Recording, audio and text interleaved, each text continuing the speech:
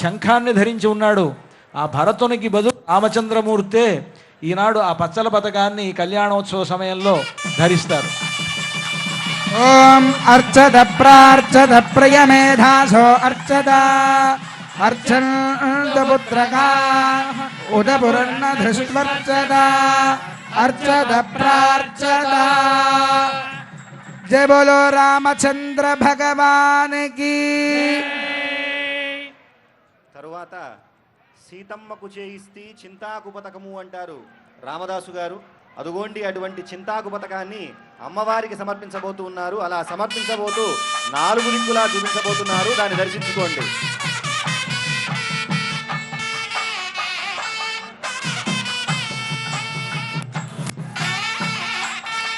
ఎంతో ప్రేమతో చేయించారు రామదాసు గారు.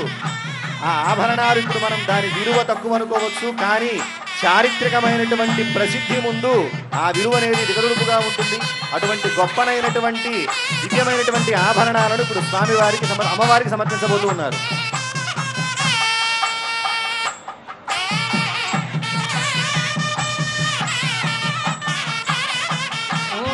ఓం హిరణ్యరూపస్య హిరణ్యచంద్రగపాన్నపాత్సేదు హిరణ్యవర్ణః హిరణ్యయాత్పర్యోనేర్నిషద్యా హిరణ్యదాదద్యన్నమస్మై.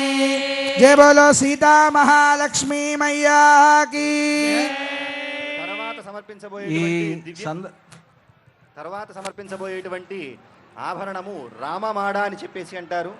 ఈ రామమాడకి చాలా ప్రత్యేకత ఉన్నది. మనకి ఆనాడు రామచంద్రమూర్తి రామదాసు గారు కారాగారంలో ఉన్నటువంటి సమయంలో 12 సంవత్సరాల పాటు భరించలేని కఠిన శిక్షలను అనుభవించినప్పటికీ కూడా ఏనాటికైనా సరే రాముడు వస్తాడు, నన్ను తప్పక రక్షిస్తాడనేటువంటి నమ్మకాన్ని ఉంచుకొని ఆయన్నే కీర్తిస్తూ ఉన్నాడు. ఆ సందర్భంలో రామచంద్రమూర్తి మనసు కరిగి తన తమ్ముడైనటువంటి లక్ష్మణస్వామితో కూడా రామోజీ లక్ష్మోజీ అనేటువంటి సిపాయి రూపంలో అర్ధరాత్రి సమయంలో తానీషా దగ్గరకు వెళ్ళి రామదాసు గారు ఆలయం నిర్మించడానికి 6 లక్షల వెండి నాణ్యాలను ఖర్చు చేస్తే 6 లక్షల బంగారు మాడల్ని ఇచ్చి రామదాసు గారిని చరణించి విడిపించారని చెప్పి మనకి చరిత్ర చెబుతోంది. ఆ చరిత్రకు సాక్ష్యంగా నిలిచినటువంటి రామమాడ ఒక పక్క రామచంద్రమూర్తి యొక్క పట్టాభిషేక ముద్ర, వెనక పక్క హనుమంతుడి ముద్ర ఉన్నటువంటి ఆ రామమాడను నలుదిక్కులా చూపిస్తున్నారు. భక్తులందరూ కూడా దర్శనం చేసుకోండి. దానివల్ల రామానుగ్రహం మనం పొందవచ్చు.